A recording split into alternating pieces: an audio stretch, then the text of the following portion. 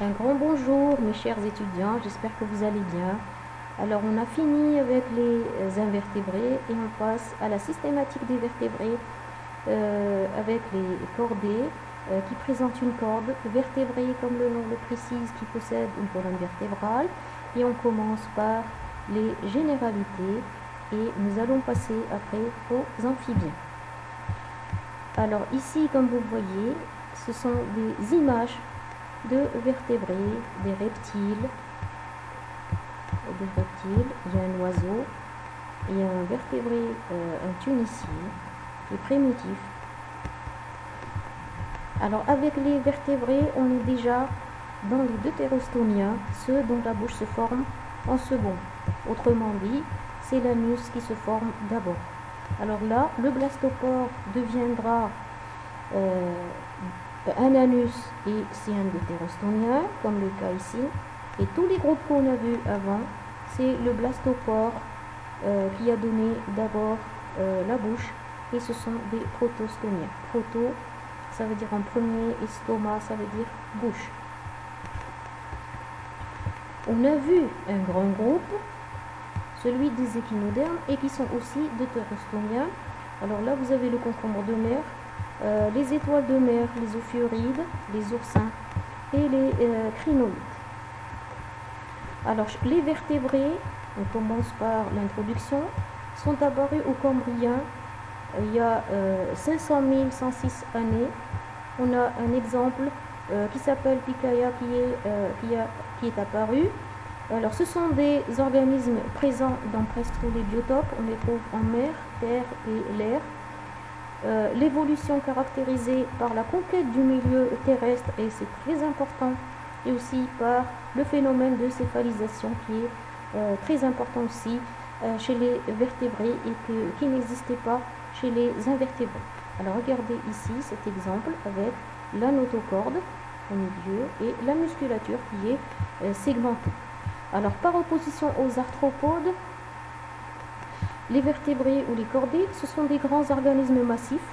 Et comme exemple, je vous donne le rorqual bleu, qui est un poisson qui pèse 136 tonnes et qui mesure 33 mètres. Et le brachiosaurus qui mesure 25 mètres et qui pèse 33 tonnes. Aussi, la stratégie de reproduction avec une petite descendance et une durée de vie qui est allongée, différemment à ceux des arthropodes qui ont une descendance fertile avec plus de 1000 œufs, et la durée de vie elle est très courte et c'est pas tous les œufs qui vont rester en vie. Alors là, juste des images de mammifères, des images de reptiles, des images d'oiseaux, des images d'amphibiens aussi. Ce sont les groupes qu'on va étudier à travers les vertébrés. Comme caractéristique fondamentale chez les vertébrés, il y a une notocorde, un système nerveux dorsal tubulaire, ce sont des épinuriens. Il y a des fentes pharyngiennes et il existe une queue post-anale. Alors la queue, il y a des groupes qui ont gardé la queue, et il y a des groupes chez qui la queue a disparu. La première caractéristique fondamentale, c'est la notocorde, voilà, qui soutient le corps. Alors ici, vous voyez la face ventrale, la face dorsale, et bouche et anus, présence de cerveau. Ce sont des épinuriens avec un tube neural dorsal, voilà en bleu. Existence de fentes pharyngiennes, c'est le tube digestif. Et la queue post-anale avec une musculature qui est segmentée, c'est le phénomène de métamérisation. Les principales contributions biologiques, c'est que l'endosquelette est vivant. Il y a des arcs aortiques associés aux fentes pharyngiennes. Les arcs aortiques, c'est le cœur, les poumons, etc. Le phénomène de céphalisation et les membres qui sont terre ou péré. Alors ici, c'est les contributions biologiques avec les vertèbres, les arcs neurales et le corps vertébral. Ça, c'est la notocorde. Ça, ce sont les fentes pharyngiennes, donc c'est l'endosquelette en vivant. Ensuite, on a les fentes pharyngiennes avec le cœur ventral et l'aorte dorsale. Une autre aorte ici qui est ventrale aussi, la bouche. De l'autre côté, c'est l'anus. Ce sont les arcs aortiques. Les aortes, c'est en relation avec le cœur. La céphalisation vous avez le cerveau qui est bien développé, l'œil, la capsule acoustique et le bulbe olfactif. Donc vous pouvez trouver ici les 5 sens, à part le toucher. La moelle épinière en bleu et toujours l'arc neural. Les membres pérés, donc si on prend l'homme, le chien, le cheval et la baleine, les tétrapodes se déplacent avec des membres chiridiens. Vous pouvez voir que l'autopode existe chez tous ces 4 groupes, bien qu'ils soient différents, puisque ce sont des vertébrés. Les zeugopodes, on les trouve chez l'homme, le chien, le cheval et la baleine. Stylopodes également. Ici, comme nous venons de voir, du point de vue phylogénétique, on a vu la symétrie radiaire pentaradiée chez les épithéliomuriens, échinodermes et les étoiles de mer qui sont des deutérostomiens. Et de l'autre côté, on a la métémarisation deutérostomia, épinoriens, avec une corde chez les vertébrés, les cordés. Donc on démarre de cette partie-là. On a des entérocélomates et des deutérostomiens. Et au début, on avait vu les protostomia hyponoriens. Alors l'embranchement des cordés présente 2 grands sous-embranchements. Il y a ceux qui sont très primitifs avec l'amphioxus, les acidies, et il y a ceux qui sont bien plus ou moins plus développés, le sous-embranchement des vertébrés avec 2 grandes superclasses. La superclasse des agnates et la superclasse des gnatostomes. Alors les agnates, ceux qui n'ont pas de mâchoire, A c'est le A privatif, et la superclasse des gnatostomes sont ceux qui ont une mâchoire bien développée.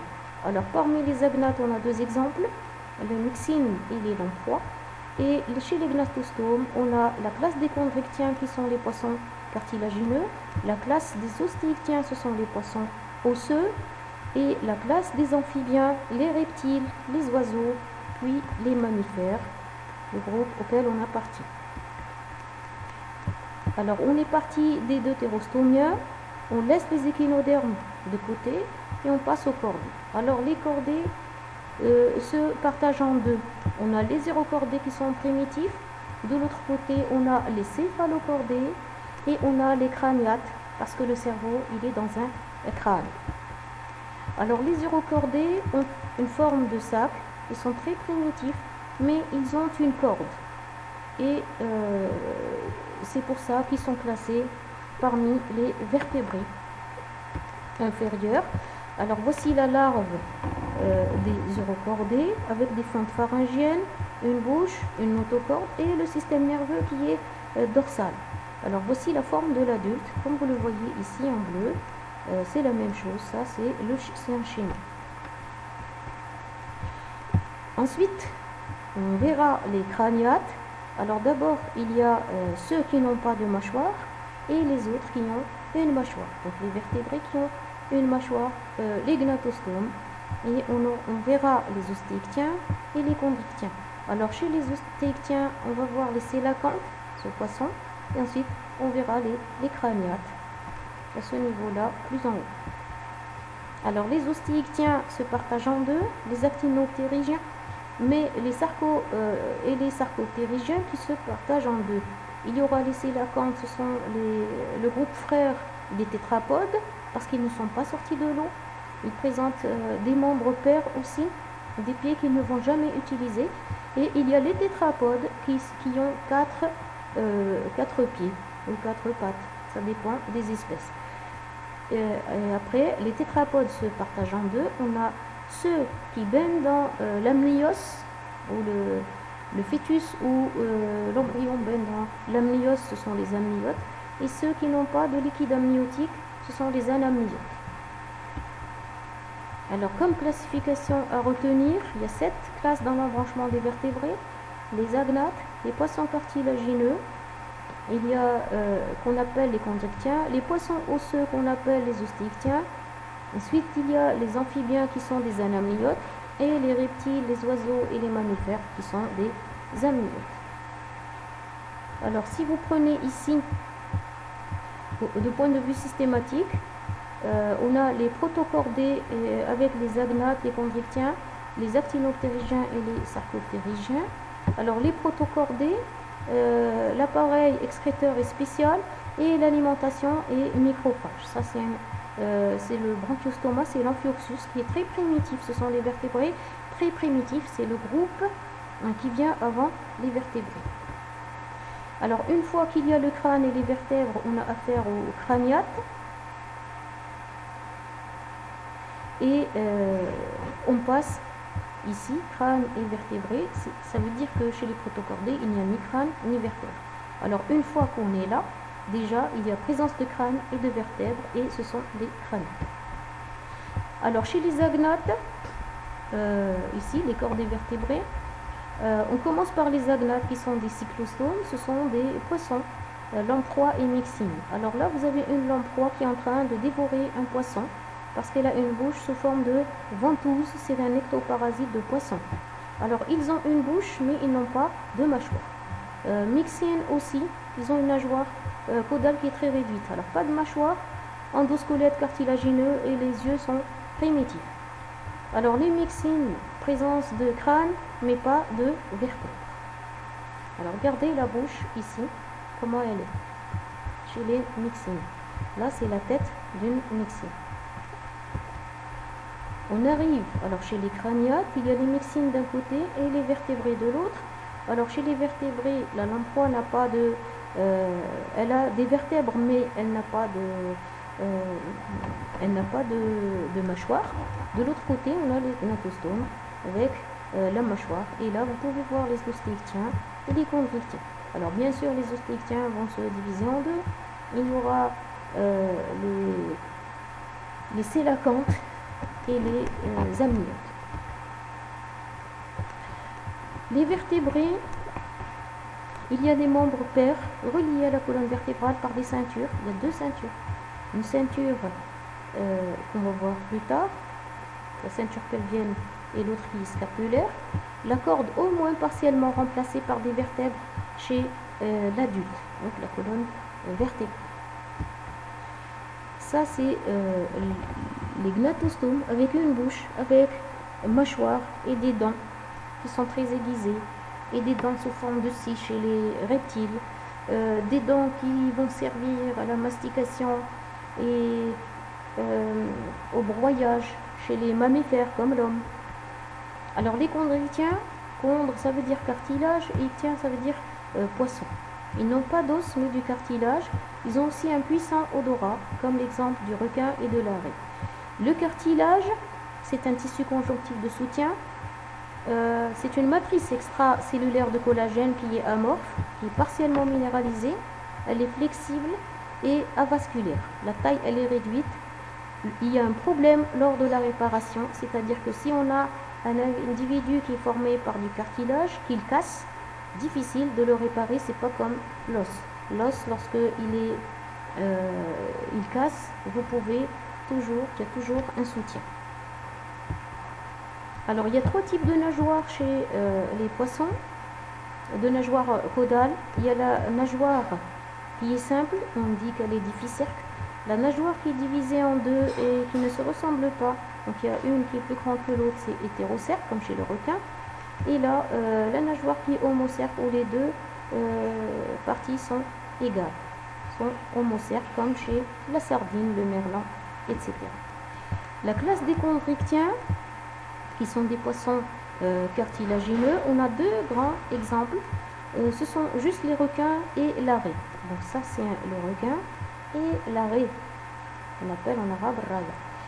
Alors, squelette cartilagineux, n'ont pas de vessie natatoire pour flotter. Et dans la tête du requin, qui est très intelligent d'ailleurs, il y a des récepteurs qu'on appelle des ampoules de Lorenzini. Et ils détectent aussi les champs magnétiques terrestres et potentiels électriques créés par les contractions musculaires des poissons qui les entourent. C'est-à-dire qu'ils ressentent s'il y a des proies juste à côté. L'organe sensoriel de la ligne latérale, il y a des organes sur la ligne latérale, il y a des rangées de récepteurs microscopiques sensibles aux vibrations au niveau de chaque flanc, c'est-à-dire les flancs des deux côtés.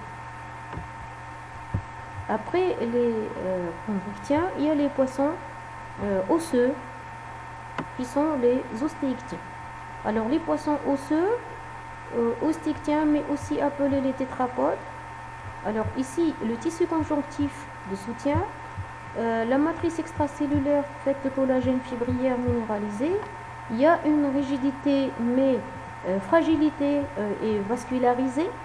Donc il faut faire attention parce qu'il y a des vaisseaux sanguins, pas de problème de taille et de réparation. Alors chez les poissons osseux, ils ont dominé depuis l'âge dévonienne, donc c'est l'âge des poissons, plus de 30 000 espèces, le squelette soutenu par du calcium et du potassium, et la peau elle est couverte d'écailles osseuses plates. Alors ici vous pouvez voir que les protocordés, on passe aux agnates grâce au crâne et vertèbres, ce sont des crâniates. Ensuite, lorsqu'on n'a plus pas de mâchoire chez les agnates, une fois qu'on passe les agnates, on a la mâchoire inférieure articulée, donc ce sont les gnatostomes. Il y a les poissons cartilagineux ici, qui sont les chondrichtiens, et juste après on a les squelettes osseux, qui sont les téléostéens. Après, on arrive aux actinoptérygiens et aux sarcoptérygiens. Alors, chez les actinoptérygiens, la nageoire présente des rayons. Et chez les sarcoptérygiens, la nageoire avec axe osseux et musculaire. Et on a aussi les ostéictiens. Donc, à partir de là, on va arriver aux tétrapodes. Alors, voici les actinoptérygiens, les sarcoptérygiens avec la nageoire paire musculeuse et l'axe squelettique au milieu, et là le célacantre avec la queue difficile. On arrive ici, voici les sarcoptérygiens qui vont nous donner les célacantres, les tétrapodes avec les amphibiens d'un côté qui n'ont pas d'amnios, ce sont des anamniotes, et de l'autre côté on a les amniotes. Alors comme on a parlé tout à l'heure de ceinture, il y a deux ceintures chez les tétrapodes, la ceinture scapulaire qui soutient les bras et la ceinture pelvienne qui soutient les pieds. Donc il y a les membres qui sont soutenus par des ceintures, et nous avons la colonne vertébrale et le crâne. Ce sont des crâniates, des vertébrés et tétrapodes parce qu'il y a 4 membres. Voici sur quoi repose la systématique des tétrapodes. Alors les tétrapodes, les vertèbres de tétrapodes ici, ce sont les vertèbres d'un mammifère articulées entre elles. Alors il y a beaucoup de souplesse et ça permet des mouvements complexes de marche entre autres. Regardez le monsieur ici qui s'est plié en deux. Mais ne vous amusez pas à le faire chez vous. Alors on arrive ici, lorsqu'on est au niveau des sarcoptérygiens, on a 2 paires de pattes locomotrices. Nous sommes en présence des tétrapodes. Alors juste après, lorsqu'on a, on a les amphibiens qui sont anamniotes, donc on va laisser les amphibiens anamniotes et on passe ici aux autres qui sont amniotes, tortues, lézards, crocodiles, oiseaux et mammifères.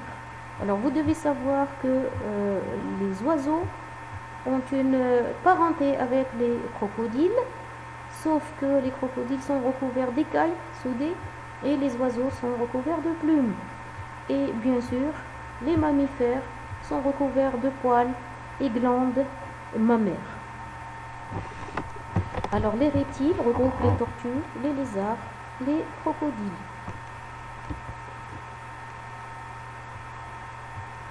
Alors toujours, les tétrapodes, on est à ce niveau-là, il y a les amniotes et les anamniotes avec les amphibiens. On appelle aussi les lysamphibiens parce qu'ils n'ont pas d'amniotes.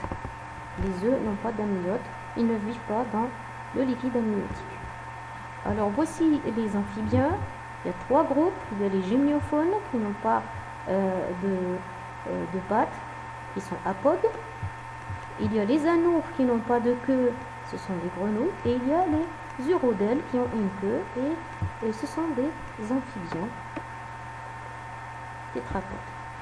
Alors voici les généralités des amphibiens. Ce sont des tétrapodes avec 2 paires de pattes. Ils sont poikilothermes, c'est-à-dire à sang froid. Le cycle de vie, c'est que la larve, elle est aquatique et l'adulte est terrestre. Donc si la larve est aquatique, la respiration sera faite grâce aux branchies.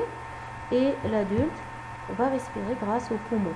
Et bien sûr, des fois, il y a évaporation par la peau. La peau, elle est nue et visqueuse, elle est richement vascularisée. Elle contient aussi de grands nombres de glandes cutanées et parfois la peau, elle est venimeuse chez les espèces qui sont colorées. Alors le corps a 3 cavités, 2 oreillettes et un ventricule, et une double circulation, peau qui est nue plus le mucus. La larve, donc aquatique, l'adulte et terrestre, donc c'est une répétition. Et ce qui est important, c'est qu'ils sont anamyotes, donc tétrapodes, anamyotes. La larve respire par les branchies et l'adulte respire par des poumons. La reproduction se fait en milieu aquatique, accouplement et fécondation qui est généralement externe. Et là, vous pouvez voir quelques exemples de la salamandre tachetée. Ce sont des urodèles. On a le triton ponctué. Le crapaud, c'est une grenouille de grande taille.